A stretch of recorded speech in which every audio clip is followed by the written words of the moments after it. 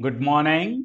हमारी last class में जो पार्ट 2A था, हमने एडोलसेंट्स के बारे में देखा कि एडोलसेंट्स 3 स्टेज होती हैं: early adolescents, middle adolescents and late adolescents are young adulthoods, और उसके कैरेक्टरिस्टिक्स के बारे में पढ़ा था। अब आज हम पढ़ेंगे पार्ट 2B में एडोलसेंट्स के बारे में कुछ हेत्वाभास या कुछ विरोधाभास या भ्रांतियां हैं। तो आज हम उन भ्रांतियों के बारे में पढ़ेंगे। तो let start. फैलेसीज about the adolescence. Adolescence के बारे में कुछ हेत्वाभास है। हेत्वाभास का मतलब होता है कुछ ऐसी भ्रांतियां जिसको हम मानते हैं कि ऐसा होता है, ऐसा होता है, हम हमारे परसेप्शन पहले से बना लेते हैं, लेकिन वास्तव में ऐसा कुछ होता नहीं है। तो आज हम उन्हीं के बारे में पढ़ेंगे, फैलेसिस अबाउट द एडोलेसेंस, है ना, भ्रांतियां। तो एडोलेसेंस के बारे में बहुत सारी भ्रांतियां प्रचलन में हैं, और आप और हम उनमें से अधिकांश को जानते भी हैं, और आपने अपने आसपास उन वातावरण में इन सब चीज़ों को देखा होगा। तो एडोलेसेंस के बारे में जो पहली है कि एडोलेसेंस जो होते हैं full of impulsive, full of impulsive, यानी ये जो है आवेग से परिपूर्ण होते हैं। ये एडोलसेंस के बारे में आवेग, सॉरी आवेश लिख दिया, आवेग से परिपूर्ण। ये अब यहाँ पर आवेग से परिपूर्ण होने का मतलब क्या होता है? तो जो एडोलसेंट्स होते हैं, किशोर अवस्था में जब होता है बालक, तो उसके बारे में हमारी कुछ धारणाएं बन जाती हैं, और वो धारणाएं गलत होती हैं। इसलिए हम इनको क्या कह रहे हैं? फैलसीज कह रहे हैं, या हम इन्हें भ्रांतियां कह रहे हैं। तो एक तो सबसे बड़ी चीज जो है वो क्या है कि ये आवेग से परिपूर्ण होते हैं, लेकिन वास्तव में ये धारणा गलत है। वे आवेग से परिपूर्ण इसलिए होते हैं क्योंकि ये एक जैविक प्रक्रिया का हिस्सा है ना।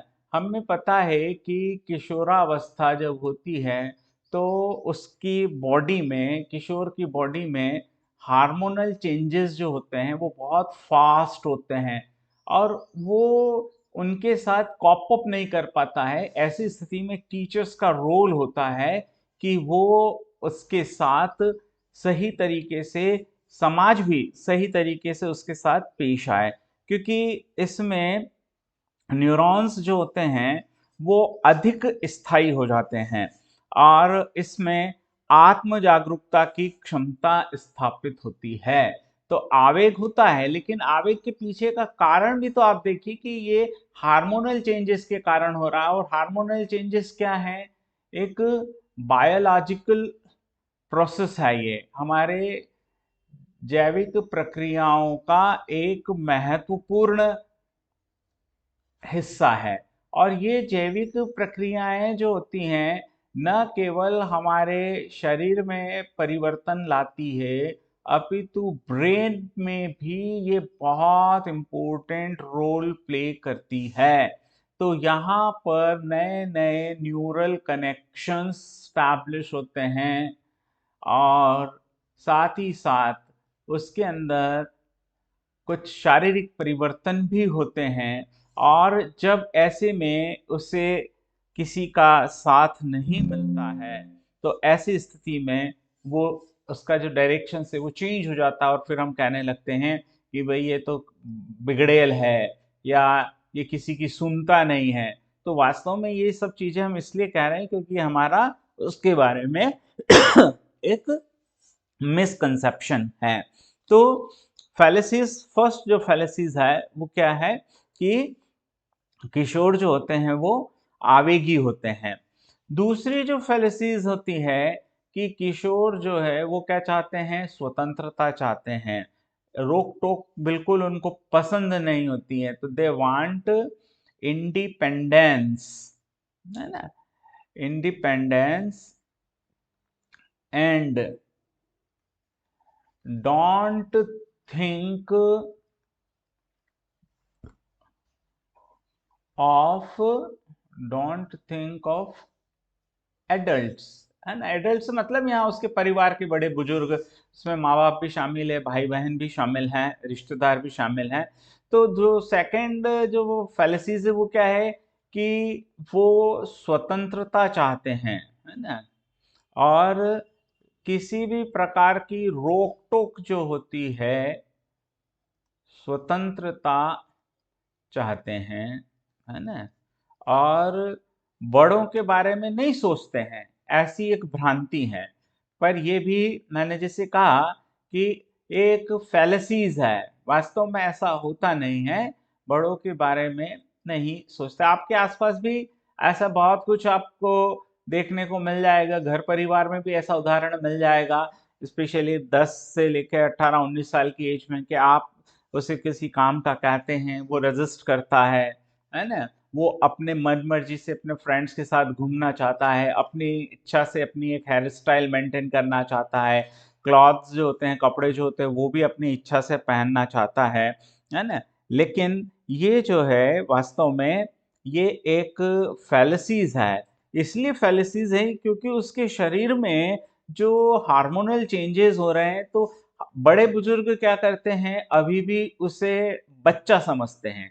मतलब ये ऐसी सिचुएशन क्यों पैदा होती है, इसका कारण क्या है कि वो अभी चाइल्डहुड से, है ना, चाइल्डहुड से वो कौन सी स्टेज में आ रहा है, एडोलसेंस स्टेज में आ रहा है ना। और इस पूरे दौरान उसकी बॉडी में, उसके ब्रेन में बहुत सारे चेंजेस हो रहे हैं, लेकिन जो पेरेंट्स हैं या जो एल्डर्स हैं, वो अभी भी उसको क्या समझ रहे हैं, बच्चा ही समझ रहे हैं।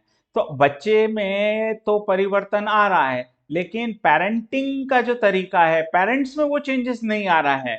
तो इस कारण से ये विरोध की स्थिति निर्मित होती है। लेकिन वास्तव में ऐसा, अगर पेरेंट्स स्वयं को भी चेंज करते जाएं, बच्चे की बढ़ती हुई उम्र के साथ उसकी आवश्यकताओं को समझते जाएं, उसकी फीलिंग्स को समझें, तो फिर इस स्थिति को टाला जा सकता है, फिर ये स्थिति निर्मित नहीं होती है। फिर होता है थर्ड जो फैलेसीज है, वो क्या है कि जो एडोलसेंट्स जो होते हैं ना, वो इमोशनली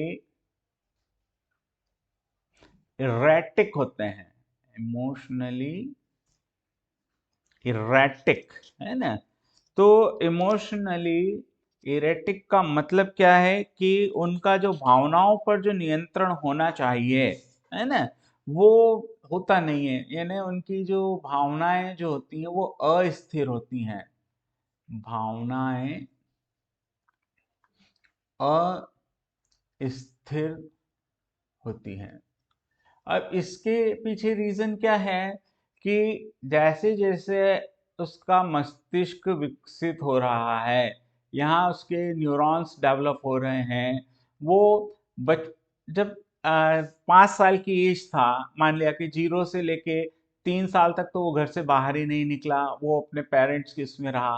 फिर क्या हुआ, 4 से 5 साल की एज में वो नर्सरी और एलकेजी यूकेजी में पढ़ा, और यहाँ पर उसका एक्सपोजर सोसाइटी के सामने, समाज के सामने बहुत कम हुआ, तो उसको अलग अलग चीज़ें जो सोशल एटिकेट्स और ये सब चीज़ें होती हैं, वो नहीं रहा। अब वो जब 10 से 15 साल की एज में या 18 साल की एज तक पहुंचता है, तो यहाँ पर क्या हो रहा है, उसका सोसाइटी में एक्सपोजर बढ़ रहा है, और न्यू इमोशंस आते हैं, नई नई भावनाएं आती, और इन इमोशंस को प्ले करने में हार्मोन्स जो होते हैं वो बहुत बड़ी भूमिका निभाते हैं। तो ये जो हार्मोन्स जो हैं, इनके कारण उसकी भावनाओं में तीव्र परिवर्तन होता है, इसलिए उसकी भावनाएं अस्थिर होती हैं। लेकिन यहाँ पर being a teacher, being a parents, ये हमारी रिस्पॉन्सिबिलिटी बनती है कि हम उसको इन इमोशंस के प्रति अवेयर करें, हम उसे बताएं कि इन इमोशंस को कैसे रेगुलेट किया जा सकता है, इमोशंस को स्टेबल कैसे किया जा सकता है। और इस पर एक वृहद विज्ञान है, एक वृहद बात है जिसे हम बोलते हैं इंटेलिजेंस कोशेंट, ईक्यू, सामवेगिक बुद्धिमत्ता, है ना। तो सामवेगिक बुद्धिमत्ता का मतलब ही ये है कि how we control and use our emotions, हम अपने आवेगों को, अपनी भावनाओं को किस प्रकार से नियंत्रण करते हैं और किस प्रकार से उनका उपयोग करते हैं। तो it is a part of teaching, it is a part of training. और समय के साथ फिर धीरे धीरे हार्मोनल चेंजेस जब कांस्टेंट हो जाते हैं, तब उसकी सामूहिक बुद्धि जो है वो भी विकसित होती है और उसकी भावनाएं स्थिर होने लगती है। तो इमोशनली इरेक्टिक होने का अर्थ जब हम लेते हैं कि युवाओं में यानी किशोरावस्था में भावनाएं अस्थिर होती हैं, तो वास्तव में भावनाएं अस्थिर इसलिए होती हैं क्योंकि वो बायोलॉजिकल प्रोसेस का एक बहुत महत्वपूर्ण हिस्सा है, जैविक विकास का एक महत्वपूर्ण भाग है। इसके बाद अगला जो इसमें आता है मिसकंसेप्शन या हेत्वाभास या फैलेसीज, वो ये है कि किशोर जो होते हैं वो अपनी बाउंड्रीज का यानी सीमाओं का रिस्पेक्ट नहीं करते हैं। किशोर जो होते हैं डू नॉट रिस्पेक्ट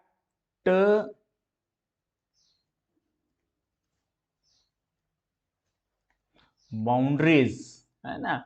ये बिल्कुल पहले वाले जैसा ही है। इसके पहले हमने देखा कि किशोर क्या चाहता है, स्वतंत्रता चाहता है। तो स्वतंत्रता तो तभी मिलेगी ना जब आप उसको किसी बंधन में नहीं बांधेंगे। तो सीमाओं का सम्मान नहीं करना, वास्तव में वो ऐसा उसका उद्देश्य नहीं होता है कि वो सीमाओं का सम्मान नहीं करे। वो हमेशा क्या करता है, और दूसरों का रिस्पेक्ट भी करता है, सब कुछ करता है, लेकिन बदले में वो रिवार्ड चाहता है, बदले में रिकग्निशन चाहता है। और जब उसे रिकग्निशन नहीं मिलता है तो फिर जो है ये स्थिति निर्मित होती है। और फिर हम कहते हैं किशोरावस्था के बारे में कि उसको जो है वो अपनी सीमाओं का सामना या सीमाओं का पालन नहीं कर रहा है। क्योंकि इस समय किशोरावस्था के दौरान क्या होता है, अन्वेषण अन्वेषण, जिज्ञासा, है ना, ये बहुत तेजी से बढ़ती है। और जब ये तेजी से बढ़ती तो वो सब कुछ जान लेना चाहता है। और जब जान लेना चाहता है और कोई भी चीज ऐसी जो उसे अन्वेषण करने से रोकती है या उसकी जिज्ञासाओं का सही समाधान नहीं कर पाती हैं, तो ऐसी स्थिति में फिर क्या करेगा, वो उन बाउंड्रीज को फॉलो नहीं करेगा। और फिर हम कहने लगते हैं कि भी किशोर अवस्था में किशोर जो होता है वो सीमाओं का सम्मान नहीं करता है। फिर कहा जाता है कि they live in present, they live in present, वर्तमान में जीते हैं, है ना। अब ये फैलेसीज जो है वो क्यों डेवलप हुई, कि और क्यों ऐसा माना जाता है कि वो वर्तमान में जीते हैं। तो वास्तव में क्या होता है, किशोर जो है वो अभी अभी जस्ट अपने बचपन से बाहर निकल के आया है ना, चाइल्डहुड से वो क्या हो रहा है, एडल्टहुड की तरफ बढ़ रहा है। लेकिन इस बीच में जो टाइम स्पान है, जो समय अंतराल है 10 से 12-15 साल का, इस टाइम पीरियड्स में न तो वो पूरी तरह से बच्चा है और न ही पूरी तरह से वो वयस्क है। तो पेरेंट्स या सोसाइटी उसको, जैसे वो 10 साल का हुआ और सोसाइटी उससे क्या एक्सपेक्टेशंस करती है कि जस्ट लाइक वो एडल्टहुड के लाइक में बिहेव करे, लेकिन अभी उसके अंदर जो शारीरिक और मानसिक विकास होना चाहिए वो विकास तो हुआ ही नहीं ना। अभी उसके अंदर का बचपन पूरी तरह से समाप्त नहीं हुआ है, तो धीरे धीरे उसका बचपना खत्म हो रहा है और धीरे धीरे वो क्या कर रहा है, वयस्कता की ओर बढ़ रहा है। अब हम इस प्रोसेस को फास्ट थोड़ी कर सकते हैं, ये एक नेचुरल प्रोसेस है डेवलपमेंट की, ये एक नेचुरल स्टेज है। अब इस स्टेज में हम उससे बिलीव करें, पेरेंट्स क्या करते हैं उसके सामने उदाहरण देते हैं कि भविष्य में तुम्हें डॉक्टर बनना है, तुम्हें इंजीनियर्स बनना है, तुम्हें आईएएस का एग्जाम्स देना है ना, तुम्हें एमबीए करना है, बहुत सारी चीजें उसके सामने रखते हैं। लेकिन वो तो अभी क्या है, जस्ट बचपन से गुजर के अभी वो एडल्टहुड की तरफ जा रहा है, और ऐसे में वो जो प्रेजेंट है वो उसी में रहना चाहता है, क्योंकि उसको अभी फोरकास्ट नहीं है। लेकिन इसका अर्थ यह नहीं कि उसको भविष्य के बारे में पता नहीं है। यदि हम धीरे धीरे उसको इस बारे में गाइडेंस करें तो फिर वो क्या करता है, फ्यूचरिस्टिक होने लगता है और भविष्य में वो क्या करना चाहता है वो जो है समझने लगता है। और ये जो बीमारी या ये जो चीजें हैं ये वर्तमान समय में बहुत ज्यादा आ रहा है, क्योंकि पेरेंट्स जो है वो क्या सोचता है, जो वो नहीं बन पाया है वो अपने बच्चे से एक्सपेक्ट करता है। बच्चा बेचारा अभी छोटा सा है ना, और पेरेंट्स कहता है कि नहीं तुम्हें तो जो है आईएएस बनना है, नहीं तुम्हें तो आईआईएम से एमबीए करना है। अरे भाई, तुम नहीं कर पाए और तुम एक 10 साल 12 साल के बच्चे से, किशोर से तुम वो स्ट्रेस को ले जा रहे हो, उसकी तरफ धकेल रहे हो जिसके लिए वो अभी मानसिक रूप से परिपक्व नहीं है। तुम उसको धीरे धीरे उसकी चीजों को समझो, तुम जो उसके ऊपर लादना चाह रहे हो लेकिन उसका एक तरीका है, उसको सिस्टमैटिक वे में धीरे धीरे ट्रेन करो, उसके ब्रेन को ट्रेन करो।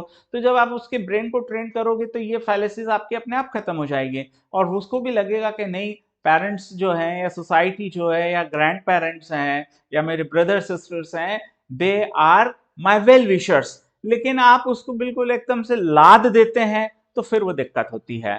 तो ये कुछ मैं कहना चाहिए कि एडोलसेंस के बारे में कुछ फैलिसीज थी, जो अवधारणाएं थी वो गलत अवधारणा हम जिसको कह सकते हैं, भ्रांतियां कह सकते हैं, वो भ्रांतियां थी। तो ये भ्रांतियां हमें ध्यान रखना है। अब हम बात करते हैं नेक्स्ट, इंडिविजुअल डिफरेंसेस, है ना। देखिए, जब हम लर्नर के कैरेक्टरिस्टिक्स के बारे में बात कर रहे हैं तो, और उसमें भी हमने स्पेशली किसके बारे में बात कर रहे हैं, एडोलसेंट्स के बारे में बात कर रहे हैं। तो यहाँ पर एक टीचर जब टीचिंग करता है तो टीचर्स के सामने कौन होता है, लर्नर होता है। तो लर्नर जो होता है वो लर्निंग करेगा, टीचर जो है वो टीचिंग करेगा। तो एक ही प्रकार की जो टीचिंग होती है वो सब पर एप्लीकेबल नहीं होती है, क्योंकि हर एक व्यक्ति में कुछ भिन्नताएं होती हैं, इंडिविजुअल डिफरेंसेस होते हैं। तो हमें उन इंडिविजुअल डिफरेंसेस के बारे में जब जानकारी होती है तो फिर हम लर्निंग को बहुत अच्छा बना सकते हैं, उसके लिए एक उत्सव के रूप में क्रिएट कर सकते हैं। तो ये जो लर्निंग में जो डिफरेंसेस होते हैं वो डिफरेंसेस किसके कारण आ रहे हैं, वो इंडिविजुअल डिफरेंसेस के कारण आ रहे हैं। तो इंडिविजुअल डिफरेंसेस में सबसे पहला जो डिफरेंस होता है वो होता है हेरिडिटी, है ना। तो हेरिडिटी जो है ये आपका इंडिविजुअल डिफरेंसेस की जब हम बात करते हैं तो सबसे पहला ये आता है हेरिडिटी, है ना। तो हेरिडिटी यानी आनुवांशिकता, है ना। हेरिडिटी को हम क्या कहेंगे हिंदी में, अनुवांशिकता, है ना? अनुवांशिकता पहला कारण। अब आप सोच रहे होंगे कि भाई ये अंतर क्यों आ रहा है, तो यहां पर एक चीज को आप विशेष ध्यान दें, वो ये है कि असमानता, है ना, असमानता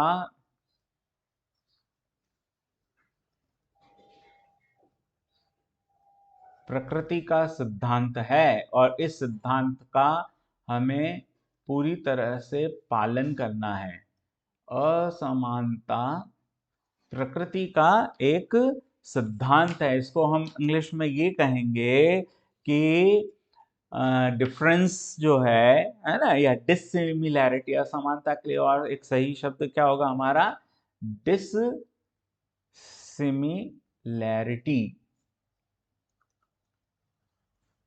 is principle of nature, is the principle of nature।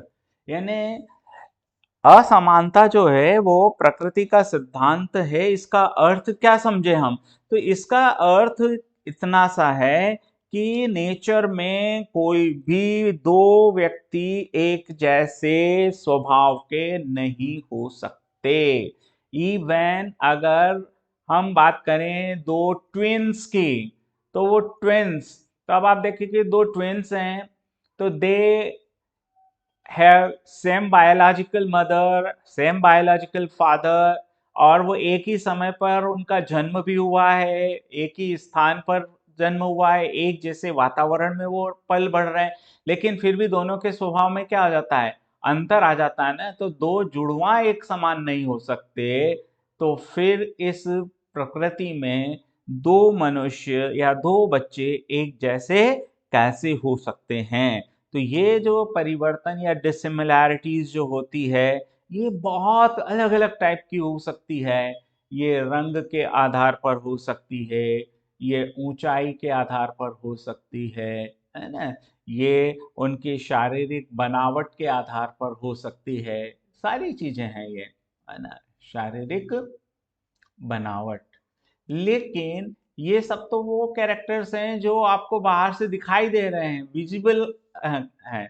लेकिन कुछ चीजें ऐसी हैं जो आपको दिखाई नहीं देगी, विजिबल नहीं होगी। वो कौन सी चीजें होंगी, तो वो होगा उसका आईक्यू, है ना, उसकी बुद्धिमत्ता, है ना, उसकी हॉबीज, है ना, उसकी रुचियां क्या हैं, है ना, फिर वो हो सकता है उसका एटीट्यूड,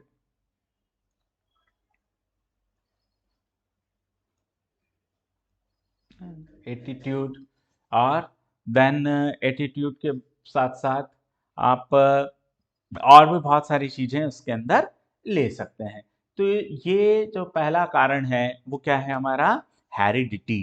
हेरिडिटी के बाद अगला जो इसमें रीजन आता है वो है पर्यावरण, वातावरण, है ना, एनवायरमेंट।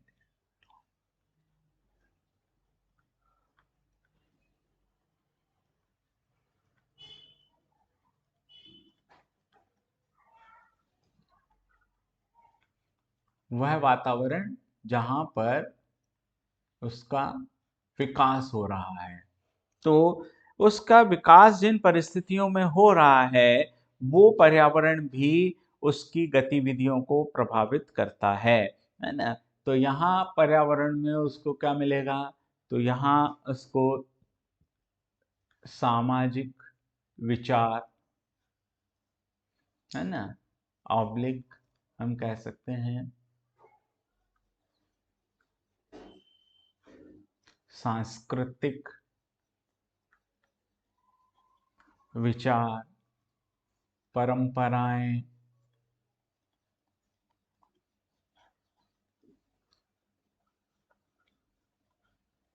रीति रिवाज, कस्टम्स एंड रिचुअल्स।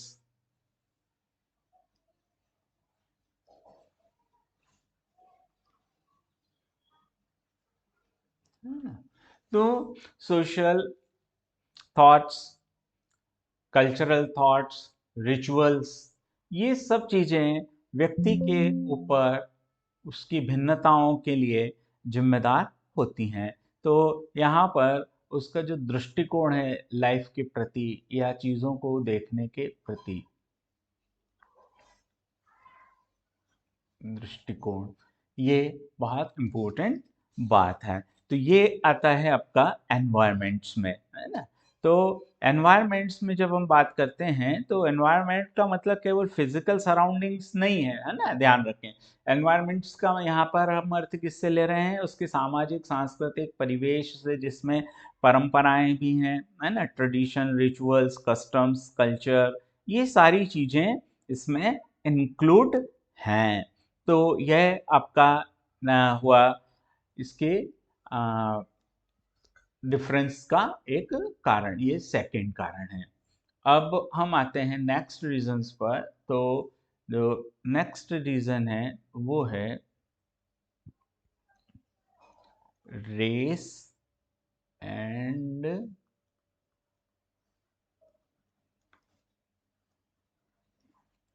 नेशनैलिटी, है ना। यहाँ पर रेस का मतलब जाति, तो वो वाले जाति नहीं जो हम भारत के संदर्भ में देखते हैं, लेकिन फिर भी जाति और राष्ट्रीयता,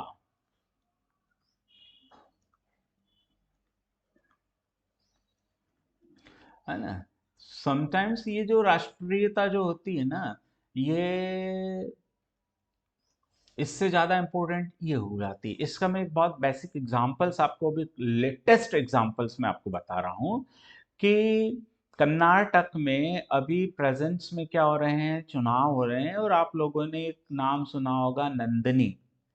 तो नंदिनी जो है वो एक ब्रांड है ना, डेयरी प्रोडक्ट का एक ब्रांड है, मिल्क ब्रांड या डेयरी प्रोडक्ट। और दूसरा क्या है, अमूल।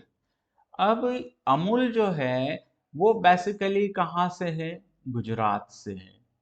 और नंदिनी जो है ये कहाँ से है, कर्नाटक से।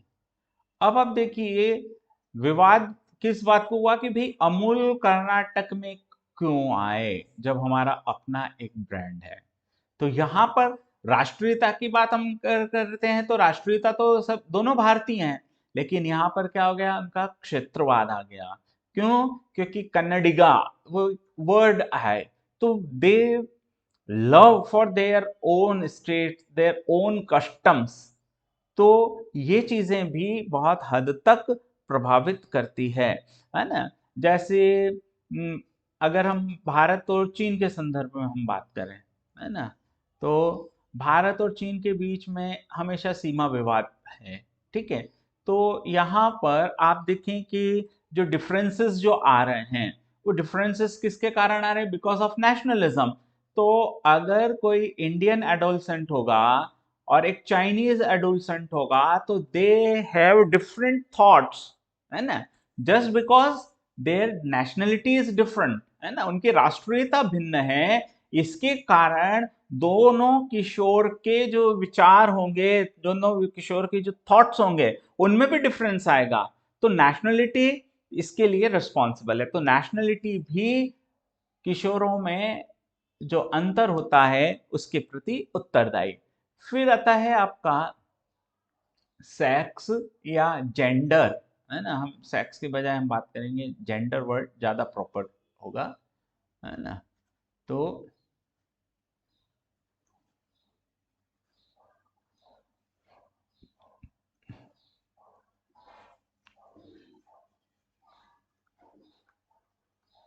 जेंडर, लिंग के आधार पर भिन्नता होना। तो अब लिंग के आधार पर भिन्नता होने का अर्थ क्या है कि अगर हम मेल्स की बात करें, पुरुषों की बात करें, है ना, अगर हम फीमेल्स की बात करें, है ना, महिला, सॉरी इसमें पहले पुरुष आएगा ना, मेल्स लिखा तो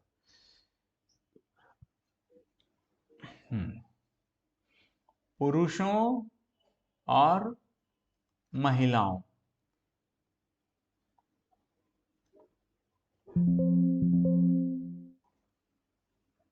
में जो भिन्नता है, उसका कारण कौन है, तो उसका कारण है उनका लिंग भिन्न होना, जेंडर होना, है ना।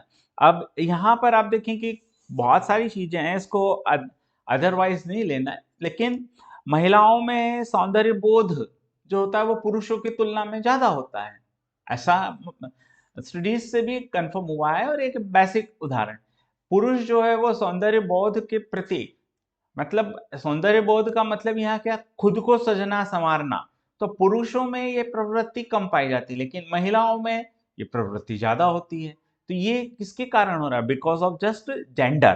तो इसी तरीके से सामाजिक रीति रिवाज जो होते हैं, तो महिलाएं उनको निभाने में आगे होती हैं, पुरुषों में ये भावना थोड़ा सा कम होती है। तो जेंडर भी जो है वो भिन्नताओं का एक कारण या एक आधार होता है। उसके बाद आता है आपका एज, है ना, आयु। तो आयु जो है वो भी भिन्नता का एक प्रमुख कारण है। अब यहाँ पर ध्यान रखें कि आयु भिन्नता का एक प्रमुख कारण है, और यहाँ पर हम दो प्रकार की आयु को समझेंगे। एक तो हम समझेंगे उसकी शारीरिक आयु, है ना, फिजिकल एज, शारीरिक आयु। और एक होता है व्यक्ति की मानसिक आयु, मेंटल एज, मानसिक आयु। तो यहाँ पर ये दोनों दो डिफरेंट हैं, है ना। शारीरिक आयु सभी की बराबर हो सकती है, दो बच्चे एक साथ जन्म लिए हैं तो दोनों बच्चों का शारीरिक उम्र जो है, मान लिया कि एक का दो अलग अलग पर्सन है, ए एक है बी, है ना, और इसकी डेट ऑफ बर्थ जो है वो हम मान लेते हैं कि 1 जनवरी 2010, और इसकी भी डेट ऑफ बर्थ है 1 जनवरी 2010। लेकिन जब आप इनका टेस्ट लेंगे ना, तो डेफिनेटली ए की मेंटल एज और बी की मेंटल एज में डिफरेंस होगा, हो सकता है। और इस डिफरेंस को मेजर करने के लिए क्या यूज किया जाता है? आईक्यू का उपयोग किया जाता है, इंटेलिजेंस कोशेंट, है ना, बुद्धिमत्ता गुणांक। तो एज के कारण भी परिवर्तन होता है। तो एज जैसे जैसे उम्र बढ़ती जाती है वैसे वैसे वो उसमें परिपक्वता आने लगती है। और जब ऐसा नहीं होता है तो फिर हम उसको मेंटली रिटार्ड कह सकते हैं, क्योंकि वो मानसिक उम्र में पिछड़ गया है। पर सामान्य तौर पर शारीरिक आयु और मानसिक आयु दोनों समानुपातिक रूप से बढ़ती हैं, और इससे व्यक्तियों में भिन्नता आती है। देन इसके बाद आता है आपका एजुकेशन। ये बहुत बड़ा फैक्टर है। अगर मान लिया किसी को प्रॉपर एजुकेशन मिल रहा है और किसी को अगर एजुकेशन नहीं मिल रहा है, तो ऐसी स्थिति में उनके व्यवहार में क्या होगा? बड़ा अंतर आ जाएगा, बहुत बहुत बड़ा अंतर आ जाएगा। और भारत जैसे देश के संदर्भ में तो ये बहुत ही ज्यादा हमको दिखाई देता है कि समाज का एक बहुत बड़ा वर्ग शिक्षा से सदियों से वंचित रहा है, और अब वो धीरे धीरे मुख्य धारा में आ रहा है। और यदि हम उससे उन लोगों से कंपेयर करें जो सदियों से शिक्षा और व्यापार व्यवसाय पर एकाधिकार स्थापित रहा, तो फिर वहां कंपैरिजन नहीं हो सकता। तो उनके गुणों में परिवर्तन तो रहेगा, व्यवहार में परिवर्तन तो रहेगा। तो ये सब किसके कारण होता है? शिक्षा के कारण होता है। तो इस तरीके से हमने ये सब चीजें देखी। अब हम इस स्थिति में आ चुके हैं कि हम जो है व्यापक तौर पर जो लर्नर्स के जो कैरेक्टरिस्टिक्स होते हैं, है ना, उनको हम लिस्टेड कर सकते हैं कि लर्नर के कैरेक्टरिस्टिक्स क्या क्या हैं। तो लर्नर के जो कैरेक्टरिस्टिक्स हैं एक एक करके हम देखेंगे। तो पहला जो कैरेक्टरिस्टिक्स लर्नर का है वो है क्यूरियस।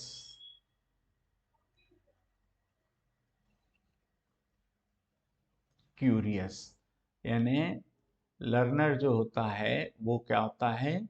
जिज्ञासु होता है, उसमें जानने की प्रबल इच्छा होती है।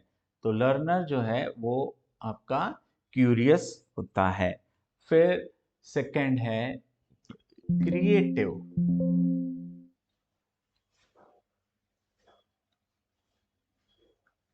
क्रिएटिव रचनात्मक, यानी उसमें रचनात्मकता का गुण होता है, क्रिएटिव होता है।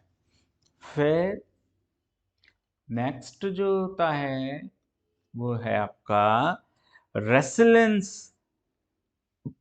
है ना।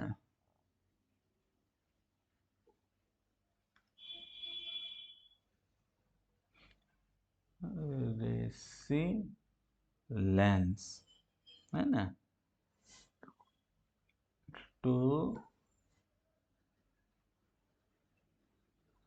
अडॉप्ट चेंजेस, है ना, रेसिलेंस टू अडॉप्ट चेंजेस, यानी रिजिडिटी नहीं होती उसमें, वो क्या करता है, परिवर्तनों को स्वीकार कर लेता है, परिवर्तनों को स्वीकारने में लचीलापन होता है। रेसिलेंस का मतलब होता है लचीलापन, बहुत ज्यादा रिजिडिटी नहीं होती, क्योंकि वो धीरे धीरे सीख रहा है। तो सीखते समय बहुत सारी चीजें ऐसी होंगी जो वो पहली बार दिखेगा, उस परिवर्तन का वो चाहता है, समटाइम्स तो वो रेजिस्ट करेगा, लेकिन अल्टीमेटली एक सिचुएशन ऐसी आएगी कि जब वो उसको क्या करेगा, एक्सेप्ट कर लेगा। देन आता है कोलैबोरेटिव, कोलैबोरेटिव। तो कोलैबोरेटिव जो है, यानी, है ना, कोलैबोरेशन या कोलैबोरेटिव, सहयोगात्मकता, यानी लर्नर जो होता है वो क्या होता है, सहयोगात्मक प्रवृत्ति का होता है, सहयोग करने की भावना उसमें होती है। फिर आता है आपका नेक्स्ट, तो नेक्स्ट है ओपन टू या ऑप्टिमिस्टिक। हम पहले इसको लेते हैं, है ना, ऑप्टिमिस्टिक। ऑप्टिमिस्टिक मतलब कि आशावादी दृष्टिकोण होता है, वो निराशावादी नहीं होता है, वो चीजों को अपने आशावादी दृष्टिकोण से रखता है और उसी के अनुसार अपने टास्क कंप्लीट करता है, अपने काम को करता है। देन उसके बाद आता है इंगेज्ड एंड एंथुजियास्टिक, है ना। अगला क्या होता है, एंथुजियास्टिक, सॉरी, एंथुजियास्टिक लिखना था ना, एक मिनट, इनिशिएटिव लिखने के बजाय ये लिख दिया, है ना।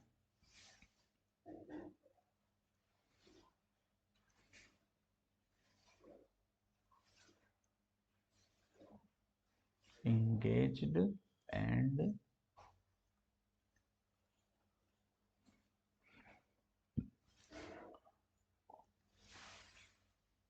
enthusiastic, है ना।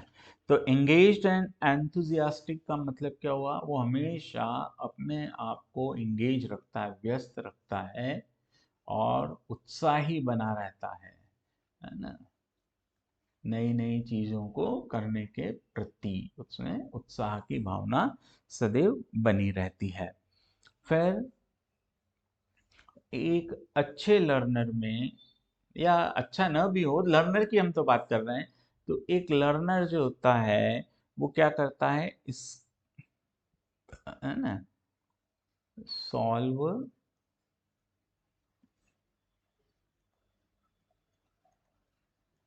कॉम्प्लेक्स प्रॉब्लम,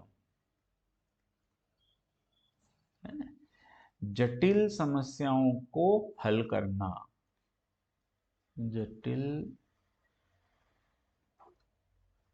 समस्याओं को हल करना, ये एक अच्छे लर्नर की या एक लर्नर की विशेषता होती है।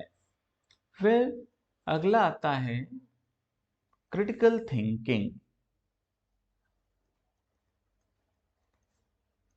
क्रिटिकल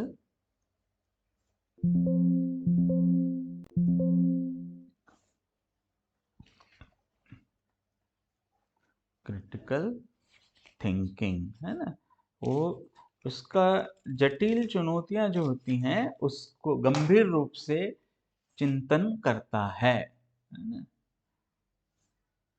क्रिटिकल थिंकिंग यानी चिंतनशील,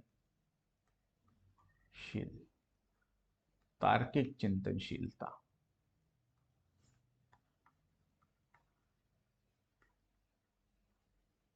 तार्किक रूप से चिंतनशील होना। तो आप देख सकते हैं अब ये हमारे सामने लर्नर्स की कितने कैरेक्टरिस्टिक्स हमने लिखे हैं, मेन लिखे हैं। क्यूरियस होता है, क्रिएटिव होता है, रेसिलेंस टू अडॉप्ट चेंज होता है, कोलैबोरेटिव होता है, ऑप्टिमिस्टिक होता है, एंगेज्ड एंड एंथुजियास्टिक होता है, solve complex problems and critical thinking. तो ये सब चीज़ें हैं जो हमें एक लर्नर्स के अंदर दिखाई देती हैं। तो आई होप कि आपको ये बहुत अच्छे से समझ आ गया होगा।